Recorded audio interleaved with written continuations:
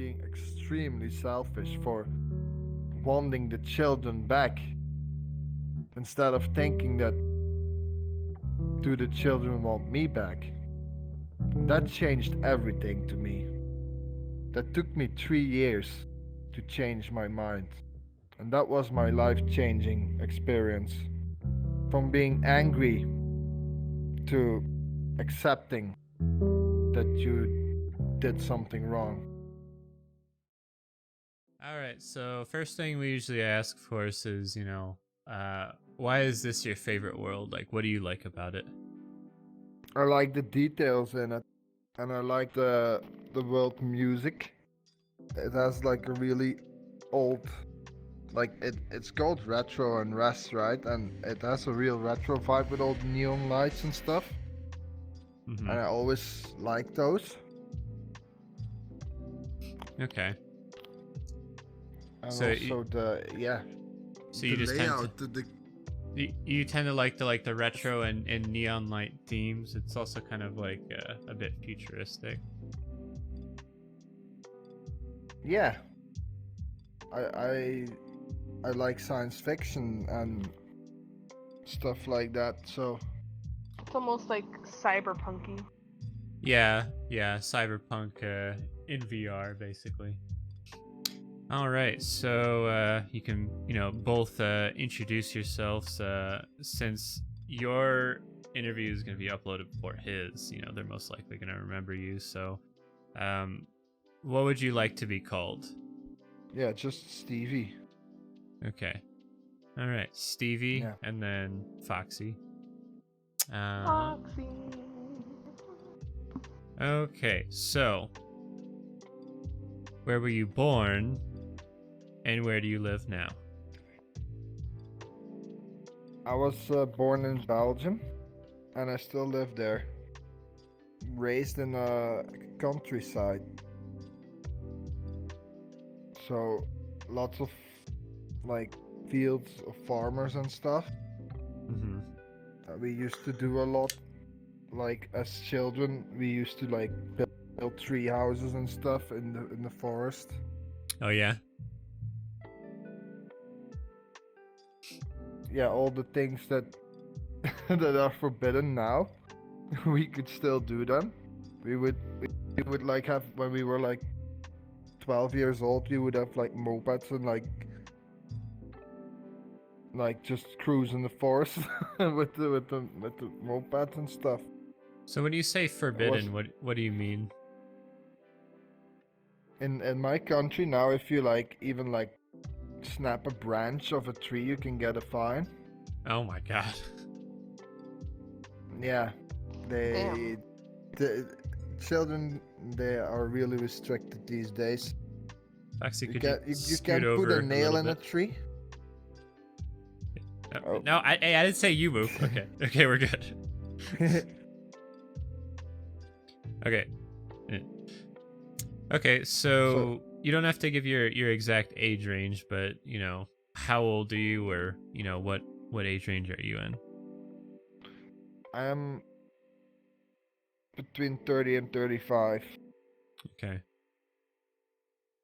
And you do speak English, but what other languages do you speak, and are there any that you're interested in learning? Dutch is my main language, and we learn French at school, but since I haven't like used it for such a long time, I kind of like forgotten most of it. Mm-hmm. I didn't get to like practice it enough, but I can still like have a conversation with somebody that speaks French. Mm-hmm. And of course, like Germany is really close to us, so German is also like a language we can easily understand. It's like a really, yeah, thick accent, kinda, of Dutch, or the other way around. Mm-hmm. And learning languages, Yeah. not really. I don't feel like I need to learn more languages than I can understand already. You already have like 4 different ones that you got to be in touch with. Yeah, of course they're like our neighbor countries, so yeah, you get to visit those from time to time, and even like half of our country actually speaks French, and the other half speaks Dutch, and then you have like a really small portion that we got from the Germans with World War II as a payment for the debt for their warfare. All right, here we go. The ultimate question: do or die? Will everyone hate you or not? What is your favorite color? That is green.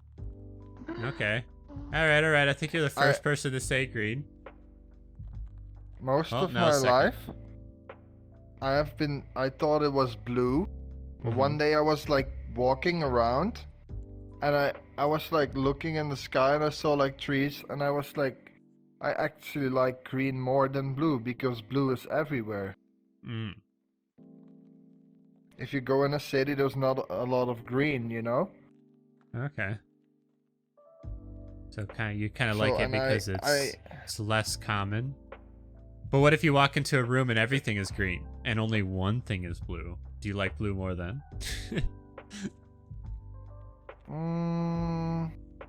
I think like that so, room yeah. over there. Yeah, like the on weed green. room. Yeah. Yeah.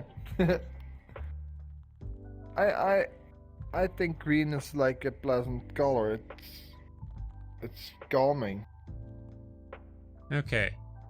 So, I also have a lot of like plants in my house, so yeah, I just like green. on a scale of 0 to 10, how truthful are you with yourself? 0 being I lie to myself all the time, and 10 being I never lie to myself. I would say I'm at a 7 and going up. Okay. So what do you mean by that with going up? It's because I try to improve on myself all the time. And like being truthful with yourself is something I've given a lot of thought,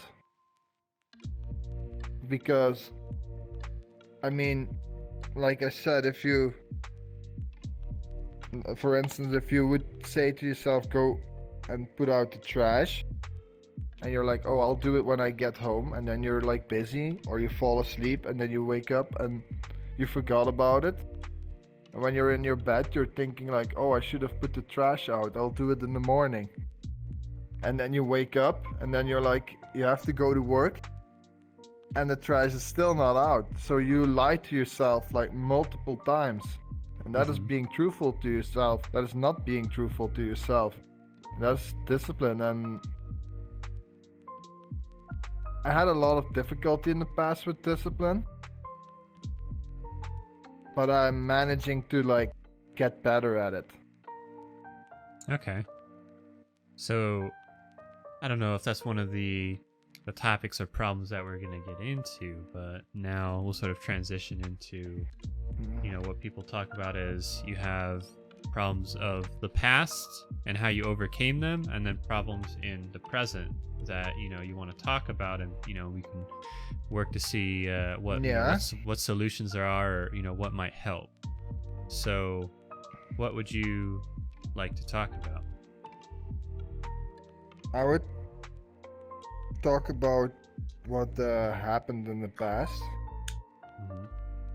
which is a pretty big story actually. It was life-changing. Okay. Yeah, it definitely was. So where do we start? We start with like me meeting my ex. Okay. Yeah, I met her in a nightclub, and at the time I was like, experimenting with drugs, and I was around 18 years old. Hmm. And when we met, we were both like high. Oh, so you like said hi to each other? And you're like, hi? Yeah, we know. I met her. I met her in the bathroom of the nightclub, Oh. or the one Wait, that's how the did- restroom. It was like Yeah. it was not separated. It was like Okay. it was more like a bar. There were no separate. There's like Okay, so you met her at a urinals. bar, not a bathroom. It was actually a nightclub, No, but it was he, a he small met her one. at a nightclub in the restroom. Is that what you're saying? Yeah. You met her in the bathroom? And it was a bathroom that Yeah. allowed both genders? I That's know. allowed? That's allowed I there? know that because they do drugs in there. So why wouldn't they have all There's the like- sexes in the bathtub doing There's like drugs? small cabinets for That's for not like bathroom. What the? Okay. like number 2 and the females, and then there was like where guys can just stand and pee. I don't know how they're called, like urinals or urinals. Okay, so in Urinals. Belgium, you have bathrooms for both sexes, and they can go in there at the same time. Not everywhere though. Most like Justice- restaurants and Justice stuff have Club. like separate. Justice Club. Yeah. But it was like when I met her, she like, what was it? She took like speed, Mm-hmm. and at the moment she took it, I came in and I looked her in the eyes, and she was like, oh fuck, I'm caught, And yeah, so she, I thought we were having like a moment, We kind of had, but we actually didn't, because she told me that afterwards. But we like kept in touch, and she had a boyfriend back in the day too. And So did you know her? Like, so when you walked in there, you knew her already? Or did you just meet her?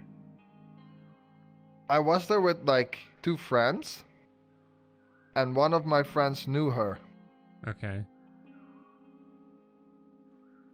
So yeah, we kept in touch like that, and yeah, we after like a few months we were like together, because her boyfriend was like, she was not reliable or something, and so we had like really good years. The first 3 years were amazing. Mm-hmm. It was really, we both like got in trouble with our parents because they didn't want us to be together. So first they kicked us out of my mom's house because she was like constantly with me, and then we went to her parents' house, and then they kicked us out too. But we had nothing. We were like not poor, but we had almost no money. We had only like our clothes and a bag of clothes, I had a car, and like we lived like for, let's say, 6 weeks in a car, Oh. and those were probably like 6 of my best weeks in my life. And why do you say That that? was What happened? because we had nothing. We had nothing but each other, Hmm. and we spent all the time together, and we both had no job back then. So we had to like drive around from like one place to another, so we didn't get caught sleeping in a car, because it's not forbidden, but police won't let you. So we had like a subscription to like a gym, not to exercise, but just to be able to shower and stuff like that. Yeah. We were lucky though that it was not winter time, because that would have been different, That much would've sucked. different. Yeah. Yeah. Yeah. So, but yeah, we lived in that car for like 6 weeks, and we couldn't keep living like that, because I had like a job interview and stuff, and I had to go to work because our money was like, we were like using all our money. And then we found like a a cabin somewhere in the woods, and we lived in that cabin for like 2 years, I think. Wait, no way. Almost 2 You years. found an abandoned cabin, and you No, squatted in we there. actually we rented it. We rented. Okay. But the problem with that was we couldn't put our address in on that cabin because it was like recreational habitat or something. I don't know how that's called. Okay. And so we had to like do all kinds of things to get around, you know. There was no running water in the cabin. So there was a well, so we had to like manually pump up water from the ground or you know. Yeah. And Yeah. so if we would need to cook, we had to filter the water first, and then we had to boil it first, and that water we can use to wash ourselves and stuff like that. But there was also like a fireplace, so we had like a big kettle on top of that, and we always had water in it, so we had always like warm water. Hmm. Except for in the summer, because it was like, too hot to put the fireplace on. And we lived there, and I got a job. I had to like drive like 30 miles on a bike every single day just to get money going, you know. Mhm. And she was like, she went from like one small job to another. She couldn't keep her jobs because she had her heart on her tongue, or how did I say it? Heart on her sleeve. So she always said what she was feeling. Yeah, she was. Some people don't. Yeah, most people don't like when people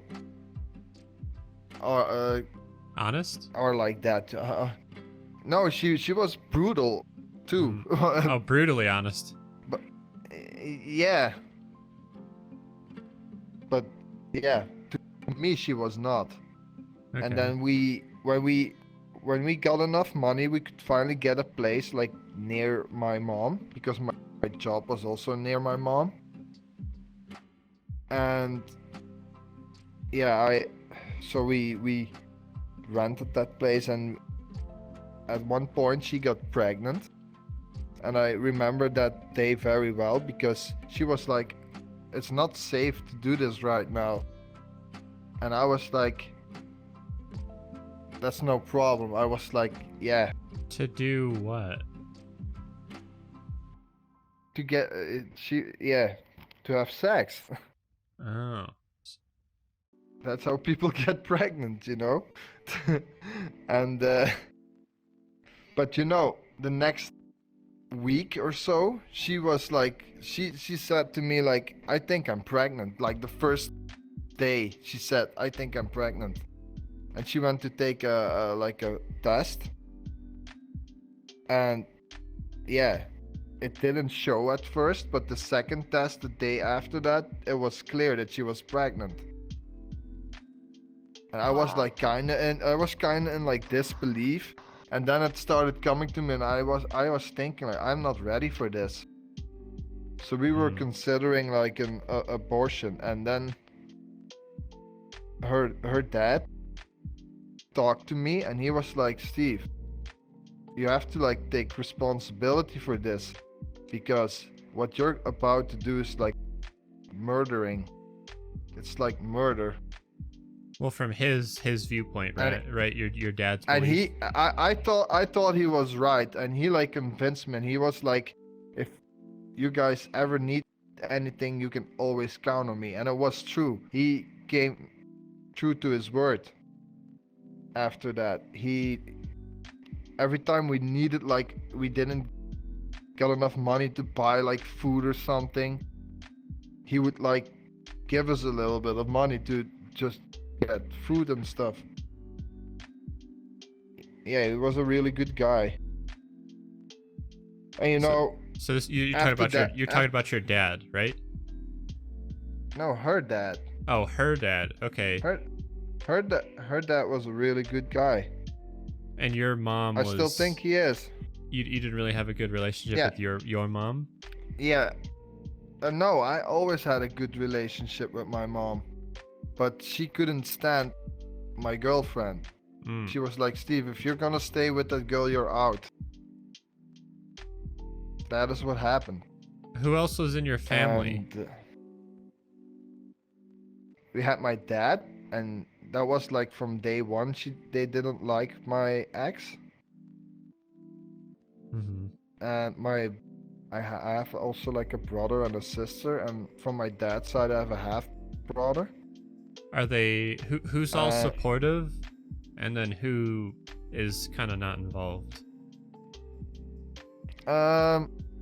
My brother, my sister liked my ex. Maybe, yeah, I don't know if it has anything to do with that she was pregnant or not. I mean lesbian. My sister is lesbian. I don't know if that has to do with what it. I'm asking is, did they support you? Did they support you? Help with the child? You know, were they supportive? Not too much. Not too much. My Hmm. family and only her dad was actually the only one that was really supportive. But you know, with the child, when the child was born, my mom like melted for the child, and she wanted to take care of them all the time. So if we needed to like do something, and we couldn't have the child with us, we could bring them to my mother, and she Okay. would take care of them. So eventually, in your family, your mother came around and supported you that way, but mostly, like financially, especially, that was your ex's father. Yeah. And Okay. let's say after we got our first child, we stayed, I think, like half a year or so in that apartment, and then we bought a house together. You went. Okay. So you went from living in your car to a cabin to an apartment to suddenly buying an entire house within 2 years? All of that, I would say 3 years. Okay. That was around 3 years time that all changed. Yeah. How did you afford the house? We have it on. I still have it on mortgage. Yeah. And it was really cheap, but there was a lot of work. There still is a lot of work on this house. Hmm. So yeah, since I'm alone now,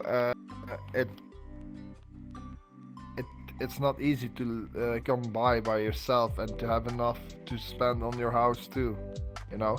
Yeah, so you're paying the mortgage and it's hard to have extra Yeah. money to do repairs and maintenance and stuff like that, or to kind of Yeah, polish it. that is gonna be solved soon though, because my dad is gonna come and live with me next year, and he's gonna like give me rent, and that money I can invest in my house, Hmm. so I actually can manage to finish this house. Okay, that's definitely good news. Spend some time with your dad and also get a financial break, kind of make things better. So what Yeah, was so you sort of talking about just the struggle of, you know, being with your no, ex. no, no, no, no, no, no, no.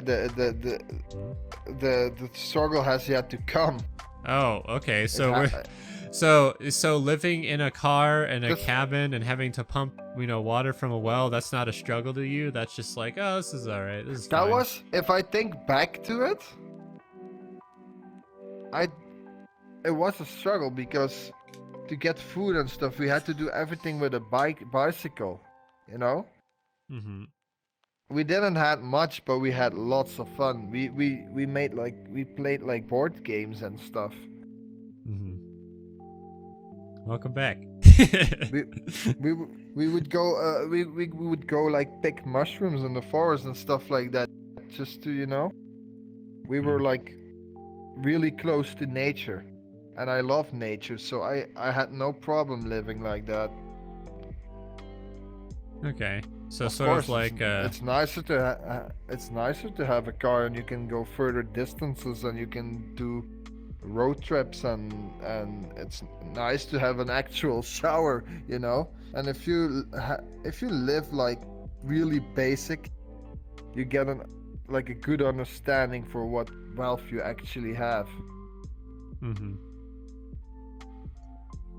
So it sounds like it was kind of And an unexpected but pleasant surprise. You know, you kind of have to do a lot more work for some things, but on the other hand, you're kind of, you know, right there in nature, and it's like really enjoyable. yeah,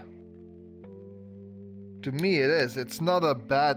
To me, I don't see those years as bad years. They were amazing years actually. So the first 3 years. So that Let's say the no, first 5 years, because after like 5 years together, we bought a house. okay. Well, okay. I mean, like, But hold on, the what's that? changes, the changes happened. The changes happened in about a span of 3 years.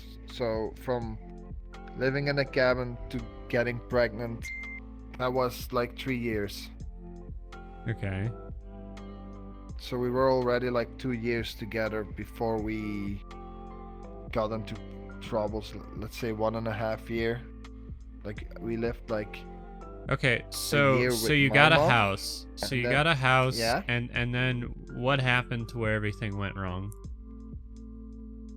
All right, so we got us a house, and then we also had a second child.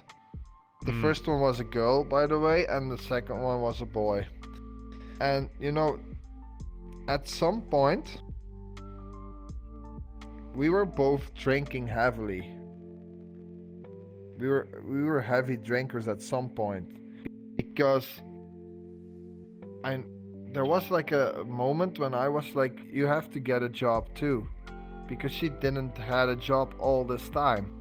Oh, I was the wow. only one that had a job, so I had to work overtime, and I was constantly tired, you know, and there would be like fights over like stuff that I would come home tired from working so long, and then she would be making food, and I had to watch the children.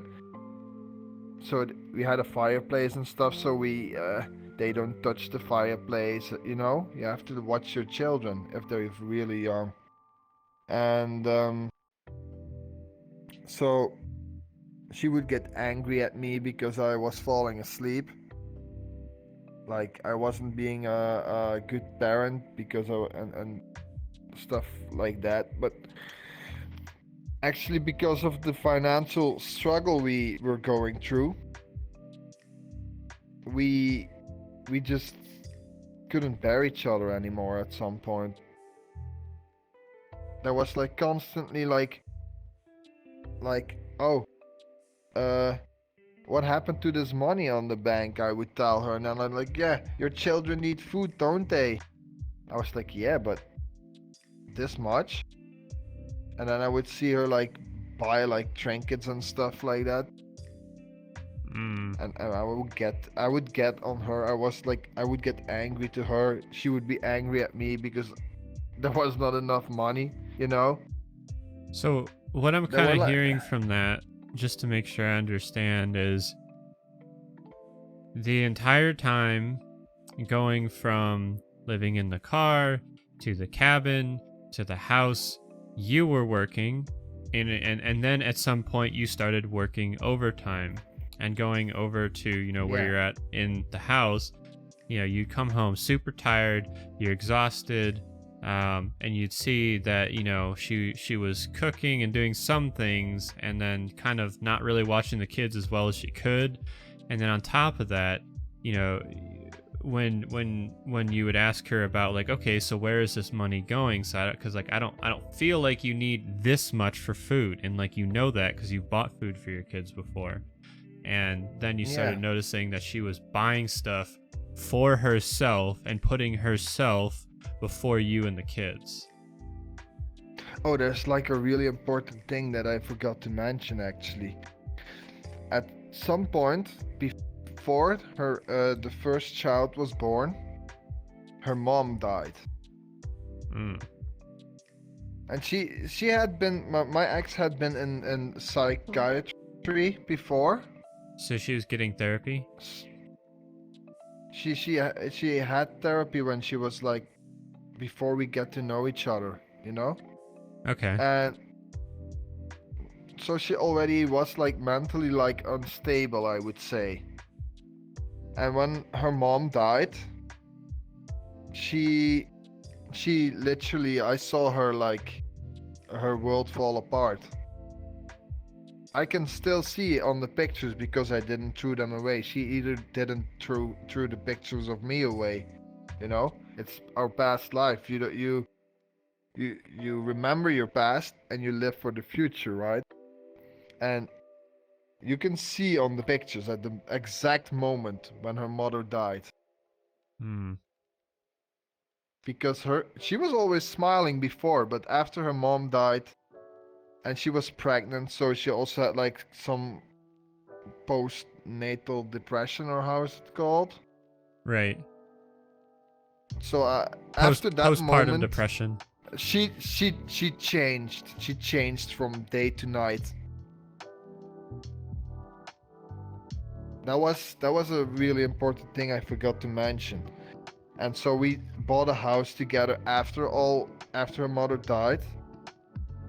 And also I probably, you know, I was really supportive.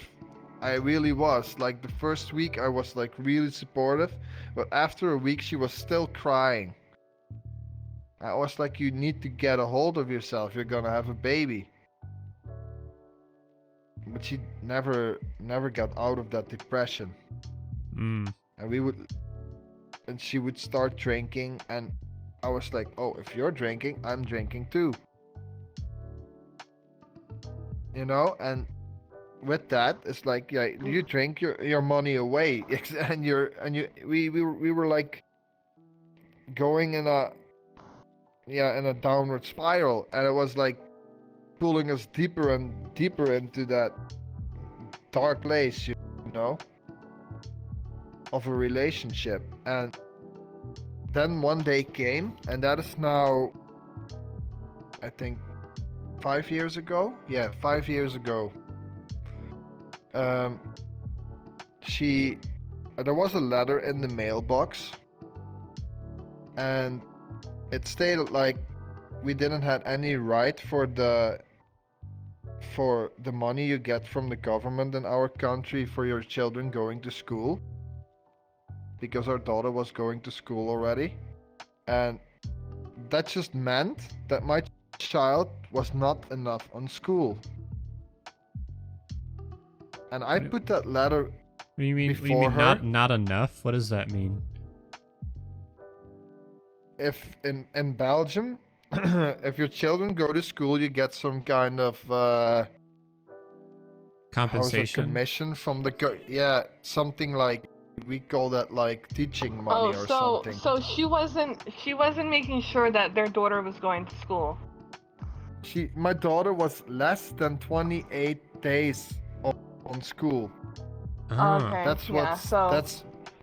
So I don't So know how many she school was days skipping? there are. She was missing school. No. Yeah. Mm. No, my ex would, because Yeah, after you're- those problems happened, we weren't sleeping together anymore. And what I didn't know was that she was like drinking constantly. And she would wake up in the afternoon, would bring our daughter to school for like a few hours. So, and she would like let them cry. And she would just like sleep past her hangover or something. Okay, we're She gonna was need this. not- We need to stop here. You're giving a lot of like really heavy pieces that aren't making any sense.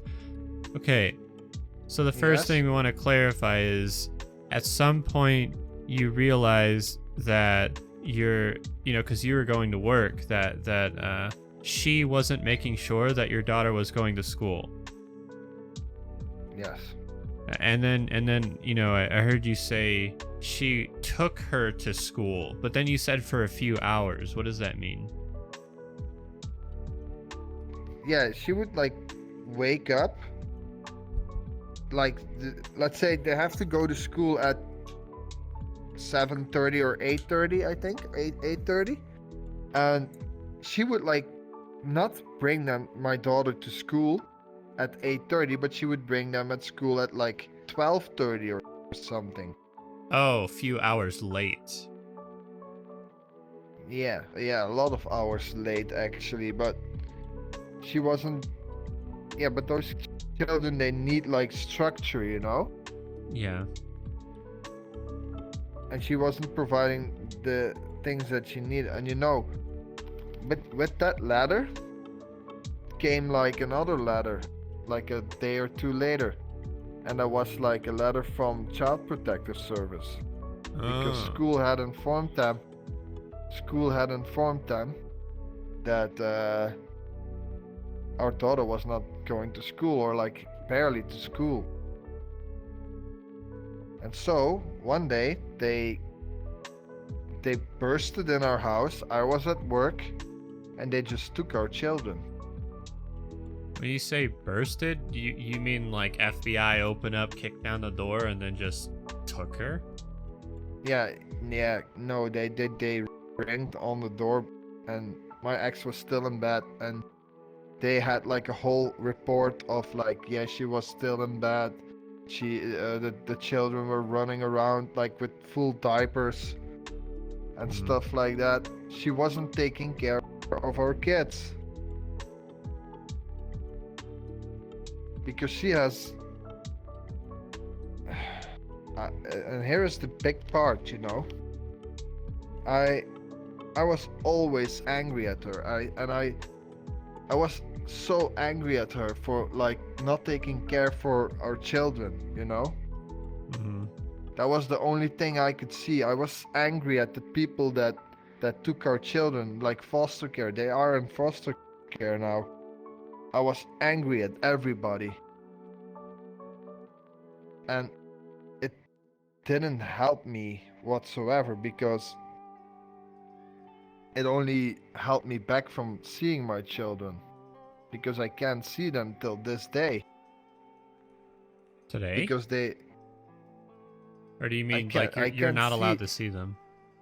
I'm not allowed to see them because the Child Protective Service said that we were not doing our job as parents, and they wanted to protect our children.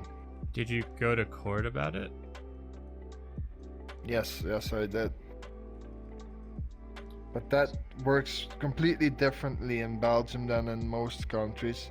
Okay. Foster care is almost equally to the court. You can go to court for foster care, but you have to come up with some really decent arguments that you are able to take care of your children, and we both couldn't. Yeah, it sounds like it's really Because she- frustrating because you were doing everything that you possibly could. You were working, you're doing overtime, you're trying to watch them even when you got home and be there when you could. But like, there's only so much time that you have in the day, so it was literally impossible to be there for them. And like, while you were trying your hardest, she was dealing with her own issues, and one thing led to another, and then, you know, CPS came and took them, and like, that's infuriating because like, you know, you did everything that you could, and it's you know, sounds like it's not fair, because, you know, you love your kids. Yeah, I still love them. I will always love them.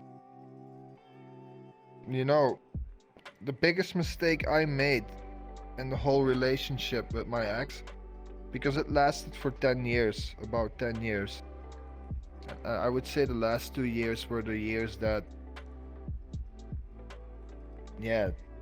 were really bad. And I was naive.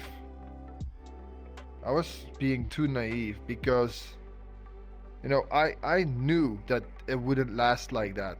I knew this relationship, but still I tried for 2 years. Those last 2 years, I So tried to keep the family together because I was raised with separate parents. I didn't want that for my children. just to make sure I know where we're at here, this was after both your kids, your son and your daughter, were placed in foster care. Yeah, Okay, so after this happened, you guys were still together for 2 more years. yeah. Okay. And I tried working together with her to get the kids back because they had like a whole program like, oh, they have like first they go into like some sort of temporarily childcare, and then they would go to a family, and then there would be like we would be able to see them again, but that is already like 3 years past its time. That is now. They are like trying to. Oh wait, I have to like change this. So they were like taken, and I stayed with her for like 2 more years, just because I wanted to try to have my children to see their both parents, you know.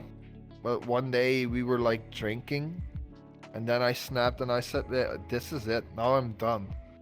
And I just left the house, and I went to my brother. Okay, I hold stayed on. there like, Hold on. I'm super confused here. Okay, so yeah, you tried staying it with her for 2 more years.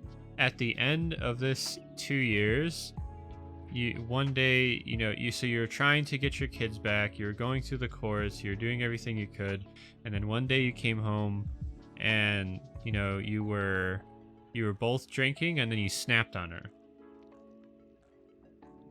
yeah. What did this conversation look like, or what happened?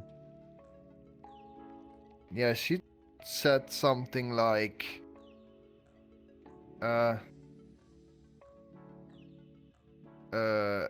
did you touch our daughter?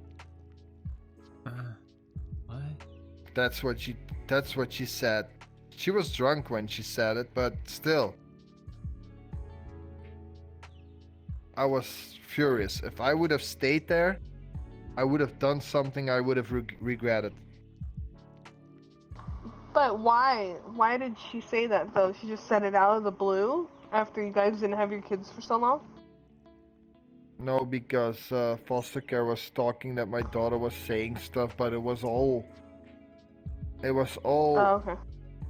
Yeah, because like a misconception of them, because we say like to like a female, a vagina. We say to our kids, Yeah. it's a mouse. It's like kind of child talk, and she would be saying like, oh, daddy won't let me play with my mouse or stuff like that. But we had cats, and the cats brought mouses inside, and she was like, oh, cute little mouse. I was like, no, don't touch that mouse. But foster care took it like, oh, they are talking about, Okay, so it's just like a misunderstanding. and Man. because Got it. because foster care took it like that. She was drunk, and she would like accuse me of something, which never happened. So I take So it that I made even it. went to Oh, good. I even went to the police for that, because police came and they were like, yeah, we need to have a statement and we need you to be on a polygraph. So I did like a lie detector test and everything. And that was probably like the worst moment in my life, because it took like a month for me to take the test. Like I had to wait a month before I could take the test. I was like thinking constantly like, what if this test is not accurate? What if, I was scared of my life that I would end up in jail for doing something I didn't. But eventually the test was negative, So And those moments, I had support from everybody, but I had to deal with that myself. And I I was thinking like constantly. I was listening to music. However I would feel, I would listen to music that suited my needs. And music is what got me through everything. Hmm. Also the yeah, my family couldn't help me because I'm always like an introvert person. I keep thoughts to myself. I don't speak them out loud most of the time. If I'm hurt, I won't normally tell you. And it was that time I was always thinking my ex took my children. My ex took my children. I want them back. That was the only things I could think about. And I was mad at foster care because in my opinion, they didn't take them for good reasons.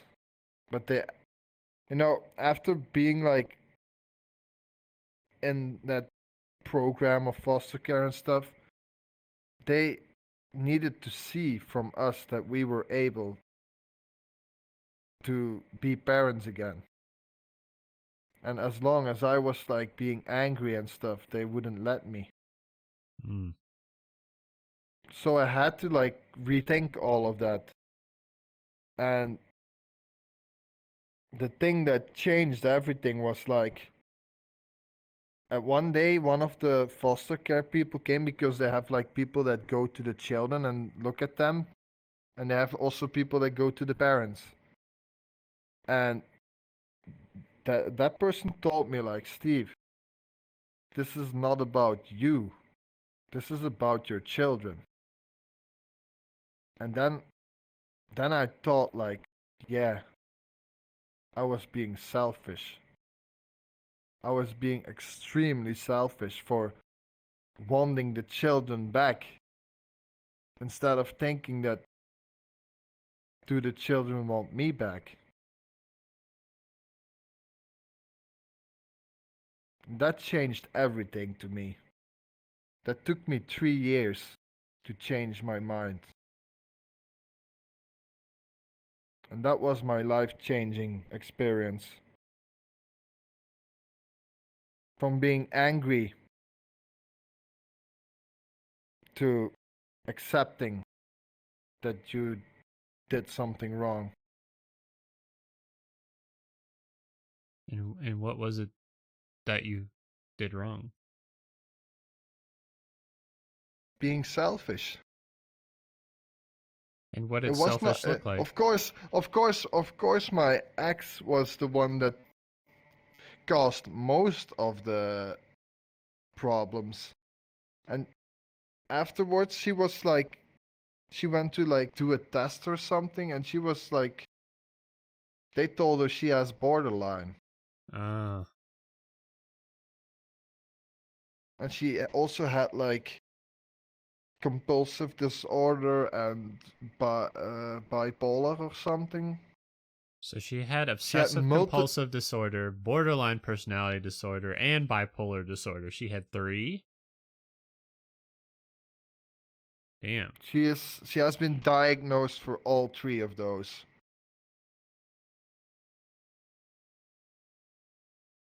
And now she also like works in some kind of protective environment. She goes to therapists and stuff like that. S- I o- st- I can still speak with her. Okay, so that opens a lot of doors for questions. First thing I'll go to is, how specifically did you feel selfish? For not looking what my children needed. Hmm. Because I was the one that was trying to keep the family together, while I actually should have separated because she couldn't take care of them. she was not able to take care of them. So I should have taken them and or take them and like make sure they were all right. They would go to school. Mm-hmm. Like maybe ask my mom to watch for my children and bring them to school. You know, I should have seen that Hmm. instead of like trying to figure it out. I actually needed help and I didn't take it. So if I'm hearing It this could have right, gone. you felt like Yes. I could do it all. I can do it. I don't need help. It's going to be fine. I'm going to keep my kids. And then meanwhile, you know, they were having a hard time. Your ex wasn't watching them and things were going bad. And then you got the CPS letters and then your kids were gone.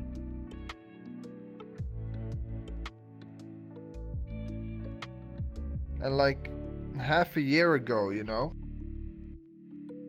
we had like an appointment with foster care, and they had really good news because they saw how me and my ex both changed, and my daughter actually asked how her real mom and dad are, and that they need foster care needed that to let us meet them again. So we are in the procedure now of having first contact again. Hmm. How do you feel about, you know, being able to talk to your daughter again? I have been thinking about that a lot, of course, because once I got that news, I was like excited, you know. I was like, I'm gonna hug her and stuff, but they immediately told me like, Steve, don't get your hopes too high up because maybe she doesn't like it when you meet them. I was like, oh yeah, that was, and then that small selfish me was like coming back up, and I was like, no, you stay down. And then I was thinking like, what would they like, you know? Okay. What would they like to do? And I still know what my daughter liked to do. So like how do you call that in English? I don't know. She liked to draw, Okay. but also like to build stuff with clay and stuff like that. Child play, actually. Yeah. She So still arts she and still does crafts. that to this day. Yeah, Yeah. I would do something like that with her. Yeah, not try to squeeze love out of them, you know, because they probably don't even know what kind of person I am. How? Okay. Because she was So give an age range of like how old were they when CPS came and took them? my your son daughter and your daughter. was around 3.5 years old, I think, Okay. because they can go to school from 2.5 years. When they're 2.5 years, they can go to preschool.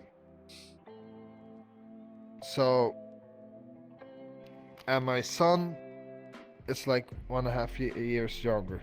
So, my daughter's gonna be 7 this year, and my son is gonna be 5. So, yeah, so they're, you know, about like 3 and 2, and they're taken away, and then it's just been about 4 or 5 years, and now you're gonna be able to kind of get in contact with them again. Yeah.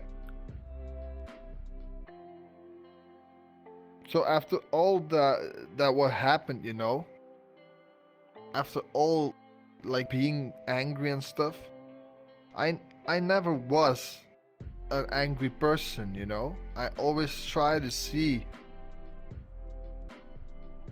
the small things that make you happy, you know. Even though I had to work all this time, if I would come home and that little guy was on my leg like daddy's home, that was the things that I was doing all that stuff for. I had a reason to do them, and after those years that went downhill, I my vision got like blurred or something because I was angry at my ex. I was being I think I spent like 3 years of being angry and like blaming everybody else. And then after all that negative thoughts and stuff like that, I was like, I am not like this. Now that was being from like a normal guy, being decent to everybody. I always try to help people. Going to like somebody that was actually, I would say, I also had the blame too for the children taking away. I said that like a few months ago. I told that to my ex, and she told me, "Thank you, Steve."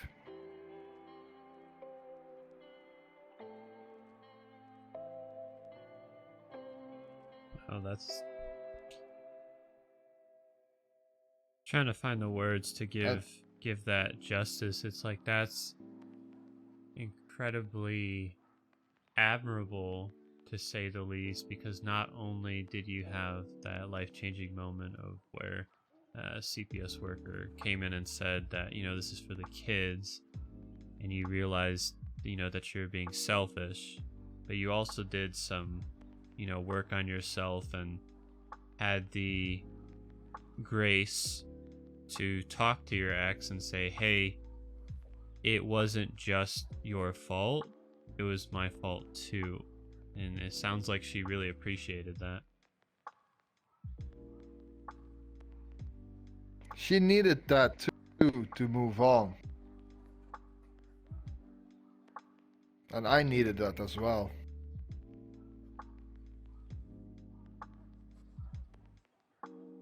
You know, to make a mistake is easy, you know. But to recover from a mistake and being honorable about it, you know, do it in a decent way, that is not so easy as it looks. And that is what I'm saying. Like in the beginning you asked me like, how truthful are you to yourself? If you would have asked me 5 years ago, that would be 0.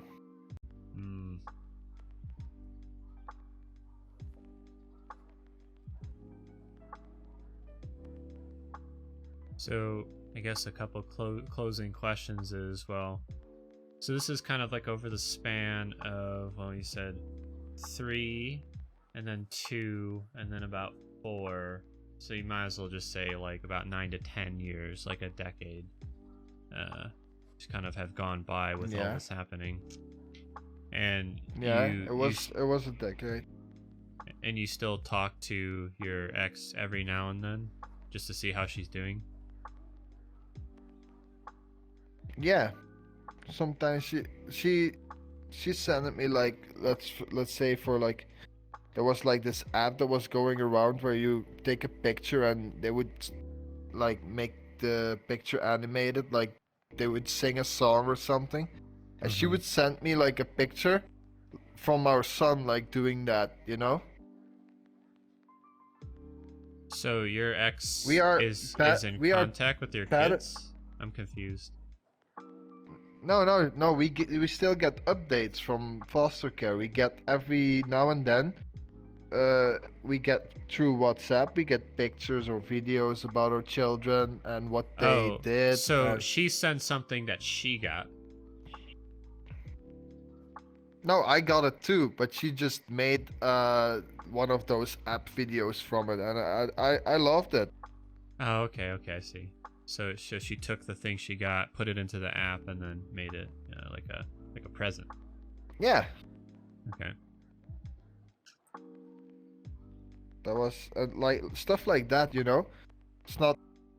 She I think 3 weeks ago or something, she was here in my house because I had to like do the mortgage on myself, you know, because we bought it together.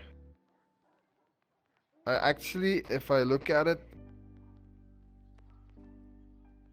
everything that happened after we separated was all good.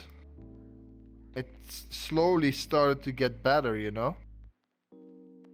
I can talk better with my ex now than I could for the last 5 years of our relationship. So it sounds like you both had time to reflect and work on yourselves, get your life together, and now when you guys sit down together, you have healthy communication. Yeah.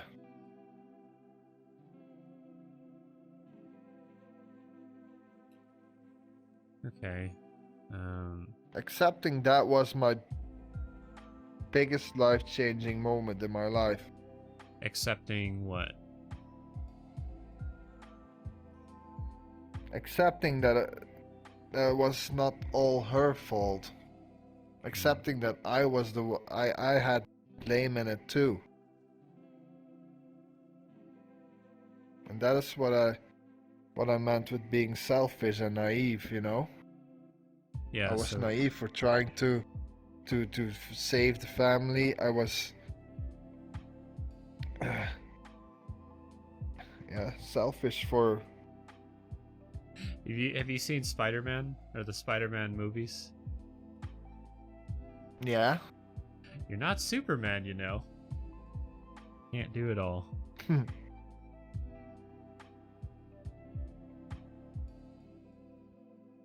Yeah. In the meantime, like Goldie knows this story. Oh. Yeah. No, I can. Don't worry. Don't worry. I can edit it out. Yeah, Foxy knows about this story, and a few more people in VRChat know about this. My closest VRChat friends know about this, and it helped me to talk about it with them as well, because I would sometimes get in a moment where I would get sad or something, you know, and I would talk about it, and I well, mean, in it the is weird past though, because I you would told me that story like the first time we met. yeah, we kinda had the same thing going on. So, the big problem of, you know, a relationship starting up to the, you know, conception of two wonderful kids to the unfortunate circumstance of losing them, and now coming full circle to getting back in touch with them after both of you, it sounds like, have grown a lot, and you know, may one or both of you may be ready to have them back into your life, hopefully, of course. We might never be able to like take care of them again, but we definitely are gonna see them again. And do you feel like that's enough? You know, me wanting to see them, it's bad, okay? I want to see them really badly. But if they would grow up happy, that is more important to me. If they can stay happy and healthy. Stevie, just for you saying that alone, you kind of put yourself like at the top of the bar for, you know, what it takes to be a you know, not only mature, but you know, like a true father. Not many parents or people would ever be able to fully commit to something like that, because like you said, you know, you realize that you're being selfish, and some people never break out of that mindset, that attitude. My mom is like that. My mom can't handle it that she can't see them. My mom keeps talking like almost every day to me about when am I gonna see them again. You know, it gets tiring, and I would say her like, Mom, it's not about what you want, but what they want. Hmm. And how did she react? She reacts every day the same. It's like, but you have to fight for your children, and I'm like, yeah, Mom, I'm Yeah. fighting for them by staying calm and like listening to what foster care asks me to do.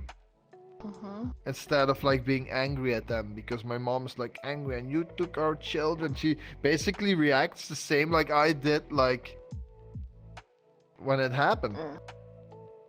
So it sounds like she is kind of led by her emotions and doesn't always think very calmly, clearly, rationally. And Rationally, definitely Yeah. not rationally. Yeah, my mom has always been a housewife, you know, and I think she maybe worked like a few months in her life, you know, and the rest of her life she was, because we always lived on social security. That is why we didn't have a lot of money to begin with, and but she raised us, you know, with struggle, but she was a good mom. She is a good mom. yeah. She has her heart on the right place, but for her to think logically is It not doesn't always ideal. happen. Yeah. She left school when she was 13 or something. Hmm. So she has also really difficulty with writing and reading and calculating. So it sounds like, you know, she doesn't really have much to be happy and proud with her own life, so she kind of reaches out to other people. She has right now. She has right now because my sister has a child too, a daughter, and my brother has a son, and he's gonna get a second child soon. So she has grandchildren to look after and be a grandmom to. So that kind of like softens the blow a Hmm. bit. Okay. I mean, I could also see it be like kind of helping take the attention off of you and like your situation too. So it's kind of like, I guess, good in Yeah. that way too. Yeah. I mean, even though you say you- that she does say like, you know- oh, when can I see them again? But it's like, hey, there's other kids here. Like, Yeah, like come back on, off. give them some attention. Yeah, my yeah. my sister had to point that out to her a few times. Like, Yeah. hey mom, you still have other grandchildren too. You're always talking Exactly. about Steve's children, but how about mine and Yeah. my brother, you know? Hmm. So Not like my situation, but still, no. you know, Well, and Let's to me too. go ahead and maybe kind of wrap up this particular, you know, problem in a nutshell. So Yeah. I kind of say, yeah, that sounds about the end of the timeline with, you know, now that you guys have worked on yourselves, you're getting in touch with foster care, and it sounds like in the next few years you may be able to see them more, talk to them, and maybe get them back in your lives, like, you know, one step at a time. And in order to do that, like you said, you know, we can't just be emotionally explosive and start yelling at, you know, CPS saying like, you know, oh, screw you, you know, they're my kids, give them back, you know, I need them. But instead, you know, you're calm and saying, okay, so like I really miss them. What do I need to do? Okay, I'll do it, and I'll be patient and just kind of do what they say. Yeah. So, going from all the way from living in your car to right now, you know, what things have helped the most? And you did mention music, but I just wanted to, you know, see if there's anything else. So, what helped the most for getting through all of this? Instead of music, I would say talking with other people. Mhm. For instance, with Foxy, we had a good talk. We had a good moment together. Yeah. We were understanding each other like perfectly. Mhm.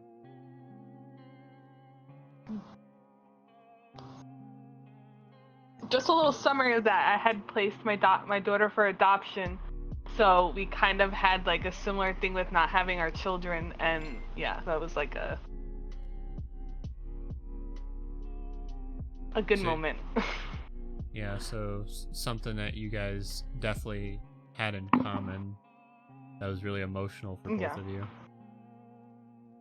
Okay, so music, talking to people, and if there isn't anything else, on the flip side, what made things worse? What didn't help throughout these years?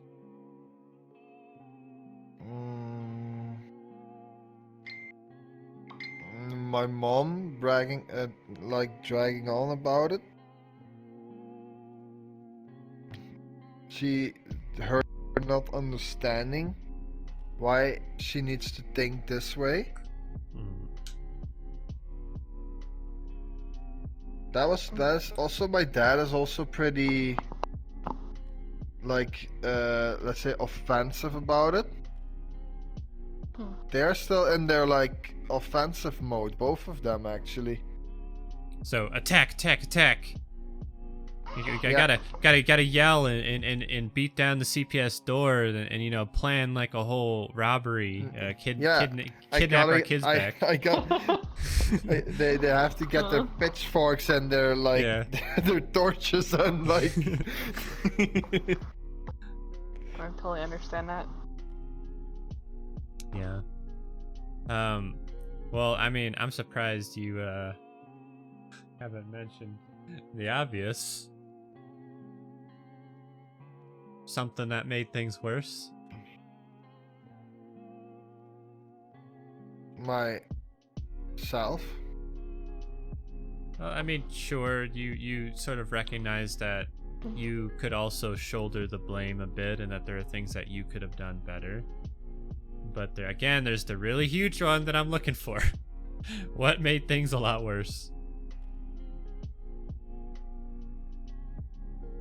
I have no clue.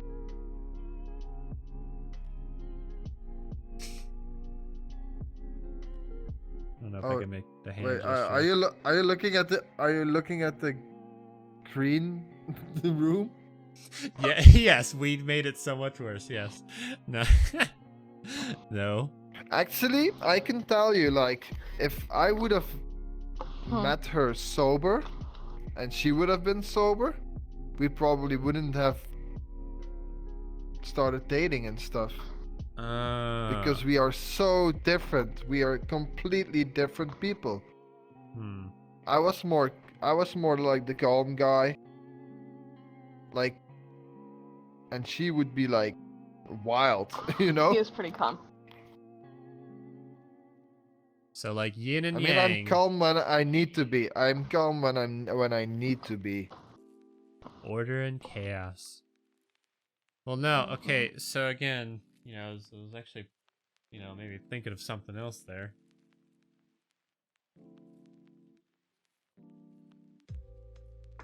Oh, yeah. Ah. Yeah. Definitely. Yeah. That made things a lot worse. Say it louder for everyone in the back. What made things worse? All right. Alcohol makes stuff worse. And how did it make it worse for you?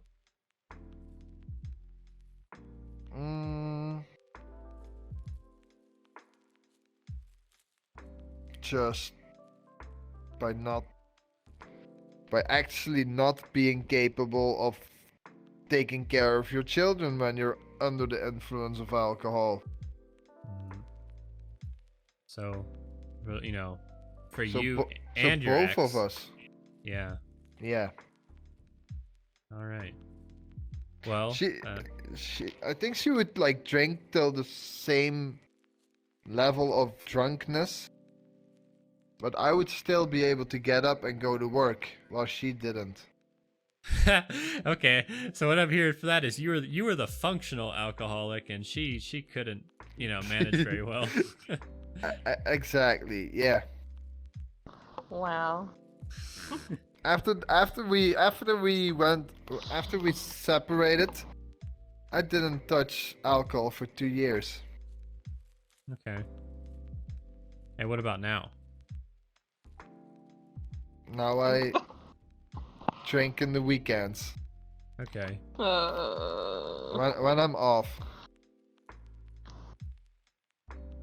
Well, I suppose. I mean, Would you say that you're still drinking a lot? Are you still an alcoholic, or more social about it now? if I play with my friends who also drink, I play like other games together with them. They drink a lot worse than me, because at some level I can tell Well, to myself that's like, not answering the this is enough. question. That's not I answering still the go out of question. control. I still go out of control when I drink sometimes. Yeah. Okay, so it's still a problem. Yeah, it is, but I'm more in control now. Okay. So not A lot completely out of control. more in control. I used to go from like drinking like every day, Mm-hmm. you know. Now I can manage to. I can tell to myself, oh, I'm not gonna buy alcohol this weekend. I can do that, and then I would do other stuff. Then I would like do a small thing on my house, like I don't know what needs to be Okay. done. Okay. So So I have a whole when was bathroom to renovate. when was the last time that you did that? That you said, "Oh, I don't need alcohol this weekend." That was not last weekend. Say, don't look at me. I don't know. It was not last weekend. I think I was 2 weeks ago. Did I drink Okay. that?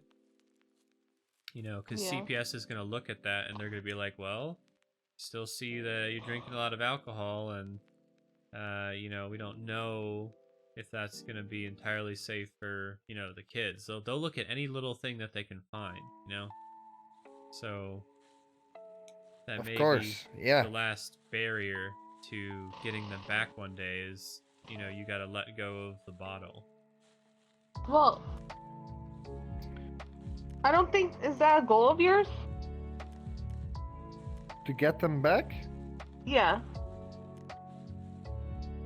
Not anymore. It used to be. That's what I thought. I Of yours? if they Okay. would want Okay. to come and live with me, Damn then I it. would No, then I would take VR them back. crashed. Oh my god. I thought this would be the one interview where okay, so before you really wanted to, get your kids back in your life, but now you're saying that's not really a goal anymore? Like, so what do you mean by No. Never mind. Why am I talking My like it's goal me? now is to, like, I'm still taking care of myself, I'm still working on myself that? every day. But my goal is for them to be happy and grow up decently. And Okay. I think the foster parents, they really did great. Okay. If I see the pictures and I see what they are doing, those foster people, they are like also like above mid class. They have decent incomes. They're able to like maintain like good structure for them. Yeah, I think the past, you already know that now. Mm-hmm. But the present, I would say being able to stay calm. Oh. So managing your stressful. emotions. Yeah, that that is something I still have to work on a lot. Okay, so we could Because probably knock that out. I've like spent years like not showing any sort of emotion. You mean you haven't felt any emotion in years? No, talked about other people, not people telling me how I feel and stuff. So you've spent years. I'm so confused. You've spent years not saying how you feel, hearing how other people feel. What do you mean? No, telling other people how I feel. Okay, so you never talked about your feelings for the past few years. No, I've been like doing much better since I played VRChat actually. Oh my god. I'm so confused. What's the problem then? You're saying It's so confusing, Stevie. yeah. It's so confusing. Yeah, I think it's the language barrier, but it's It like is- okay, Yeah, Yeah. yeah. there's we say stuff in a different Are you way. saying? Yeah. Are you saying up until the point you started playing VRChat, like you never would like talk to people about how you were feeling or like showing your emotions and stuff like that, Yeah. or? But that wouldn't Yeah. be a present I've bec- problem because he's already gotten I've over it. become. Oh yeah, true. Yeah. Yeah, so if this is a problem that you overcame, yeah, we could talk about that. But that would be a past problem, not a present problem that you're dealing with right Oh, now. a present problem. Yeah. What's going I on would- right now in your life that is? I would say bothering I'm you? actually pretty happy Mhm. how everything is going right now. Okay. So, I mean, you know, not the fact that maybe like you keep finding the wrong friends, maybe. Yeah, I have a tendency to. That is still like something that lingers around from that where I got that therapy for. You know. Okay.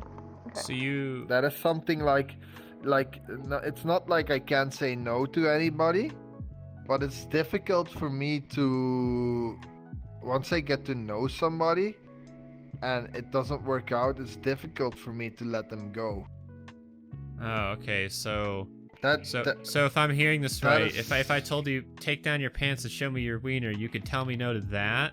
But if Goldie was being mean to you, and like and like you couldn't tell her that hey, I can't be friends with you anymore because you're being mean to me, you would just sort of be like yeah, it's okay. yeah, kind of like that. Okay. So if But so, I try to be as honest as possible. If I have to lie to keep a friendship, then I won't do it. Okay, so if we put that all together, you want to be honest because you want to be your real self. You have a hard time surrounding yourself with healthy people. And if you realize at some point that somebody is not good to have around, you have a hard time saying no and ending the friendship or the relationship. Yeah. Okay, so would you say It's like that's letting go is really difficult for me. okay, of anything or just friendships or relationships? Yeah, in general, yeah. Like Okay. letting go of the idea that there was not only my ex's fault and me. That is also something like that. All right, so Letting go of the being selfish that I want to see my children now, to like I want my children to be happy. Mhm. That is like from one side to the other side. You know, that is a Mhm. complete change. That was not easy, but I got through it and I'm proud of it. Right. I'm So proud so to say something so I like heard that. I heard some things you were mentioning you already have let go of, but what I'm kind of hearing Mhm. is that right now you have a hard time letting go of toxic people in your life. Is that about right?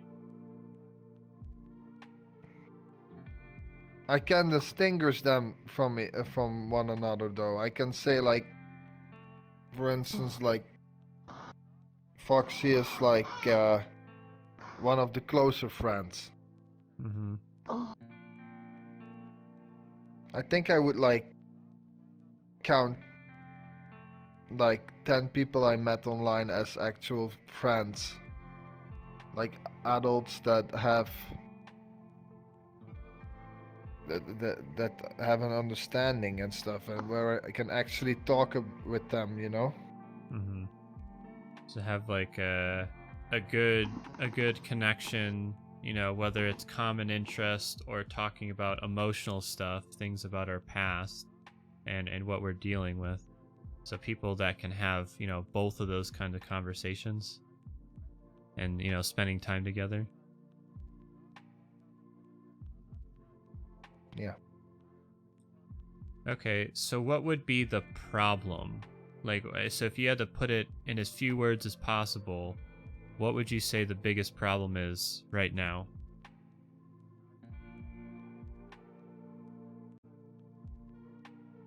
The biggest problem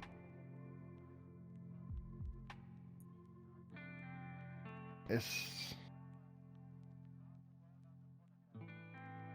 like getting rid of people I don't need. Mm.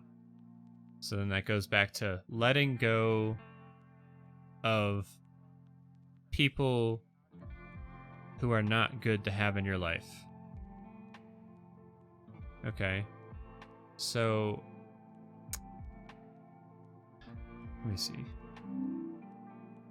That's people that I spent like, let's say, like 2 years with, and then the only thing I can think of is like what all the stuff we've been through and what we did together and how much fun we had.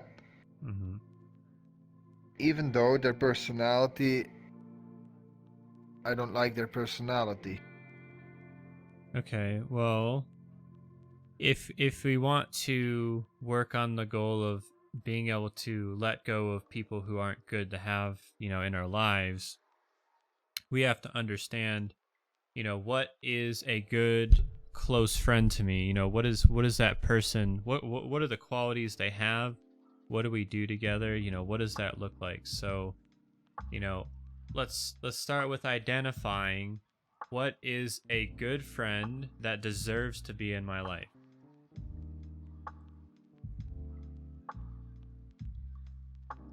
Is that a question? Yeah. What is a good Um, friend? That sounds like a question. Somebody that asks you now and then how you are. Okay. So they Somebody care. that react, yeah. Mm-hmm. And I mean, people that you can be yourself with and are happy to be with, Mm-hmm. and you want to spend time with them.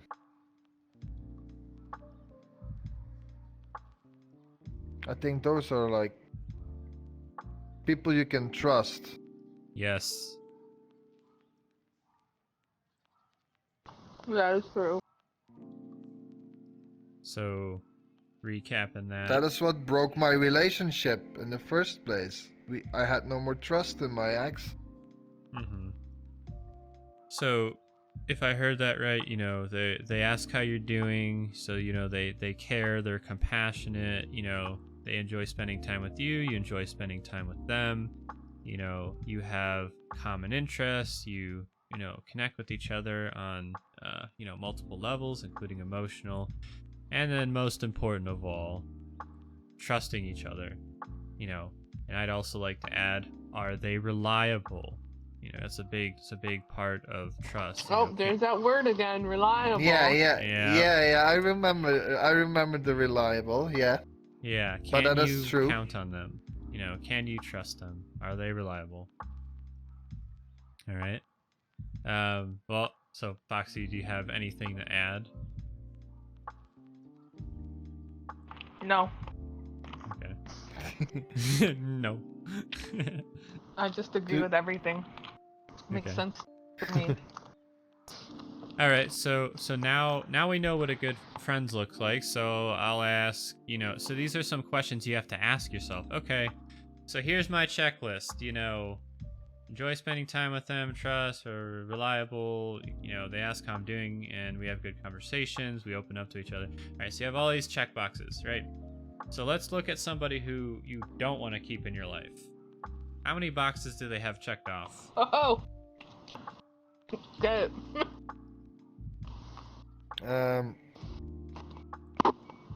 I'm thinking about somebody now. They're toxic. They spread rumors about you. Exactly, that is the exact untruthful. person where I'm thinking of. Mm-hmm. So I'm kind of hearing, man, we just started a second checklist of people who we run away from in our life. Toxic, they spread rumors, they're kind of mean. That's like a red flag list going on there, and just as we talked about, it's really important to not ignore it's those him. flags. He should be answering it. But for me, knowing him and hanging out with him and him talking to me, Mm-hmm. that's like the first things that come into my mind about people who he shouldn't be friends with. Right. And it's good to have, like a supportive friend kind of pointing that out. She sees things differently than you do. So Yeah, going back to she's exactly I'm- right. yeah, so Fucking going boho back about it. to that original question, how many boxes are they checking off on the good list? Do they have any of those things? Are they checking up on you? Do you No. trust them? They have Zero. none. Okay, so you're telling me, They you make want up good. excuses. Okay, another one on the bad list. But you're telling me Sorry. on I'll mute the. myself. Oh no, you're fine. That's not what I meant. So on the, what it takes to be a good friend, like they don't have any. So why would you? The only check they have is like that we spent time together and had fun together once. Yeah. And that can That be is the only. that can be an acquaintance, or maybe someone But- that you just meet and have fun with. You don't really build a bond or relationship. You just sort of have fun together. Now, I could see how that might mirror. It might feel like you have moments together. But that's why we have this checklist. Do they check up on you? Can you trust them? Are they, warm and compassionate? Do you enjoy spending time to, each other consistently? Are they consistent? Are they reliable? But, what I'm hearing from that is, Well, no, they're not. Going back to that checklist though, about you saying about like what like friends would like real friends would have, and like what like the toxic people would have. Your friends can also have some of those qualities, but then to me, all it comes down to is communication. And communicating with them or discussing shit that they may be doing that is toxic or something like that. Not them, you going to them and asking them about, hey, why are you acting like this or doing this? And then they make up excuses. Mm-hmm. Okay. So what I kind of heard from that is, and like I didn't say that you're not allowed to have bad qualities, but what's important. No, you made a good point. Is that so if they do have some things that are like red flags, you talk to them about it, and if they're willing to make some changes or accommodate you, then it's not really a red flag anymore. It's like, oh, I didn't realize I was doing something that bothered you. So that's fine. Yeah, but then if they push it off and don't give you any answers and stuff like that, then that's definitely that they're just not that person. Mm-hmm. Because a friend is willing to work it out with you and, be real with you. And if people are just like, oh, well, don't worry about it. Or, yeah, it's fine. Like, then it's like, okay, well, we're not meant to be, like, friends or whatever the hell this is. Exactly. So, okay. Stevie. So they have almost nothing on the good list. Maybe like one thing. You spent time together, but I mean, you could spend time with anyone. And then they also have like all of these negative things. And have you talked to them about it and said like, hey, I don't like what you're doing?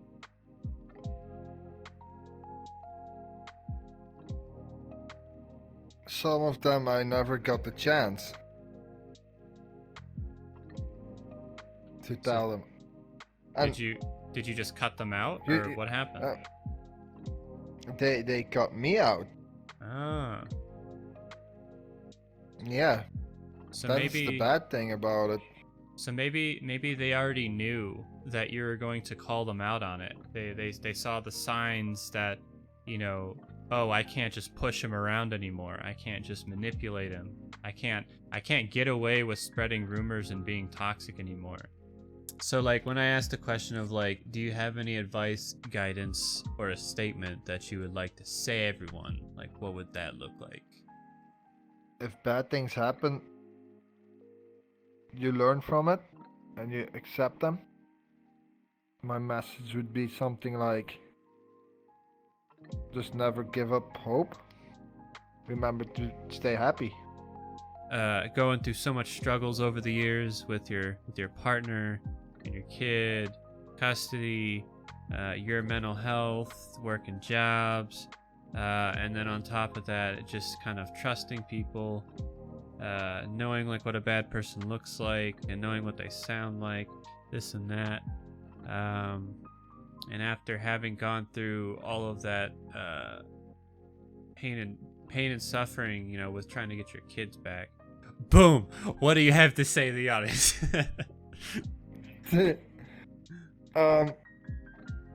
Never too late to end a bad relationship. It will be too late if you like keep staying angry at something or someone. So yeah, the faster you accept that, the less miserable you'll feel. That is actually my experience from all of this years of thinking, and if I could have just listened to somebody more carefully and understand what they were saying to me, like you should snap out of it, you're being angry and stuff like that, it would have saved me a lot of years of bad thinking. Stevie. Dun, dun. No, I'm shielded. I cannot be harmed. Your worst fear is coming to life. A therapist is coming after you. Oh! Oh! No, not in this room. Not in this room. I'm gonna get your feelings. Whack! This is much better. Like.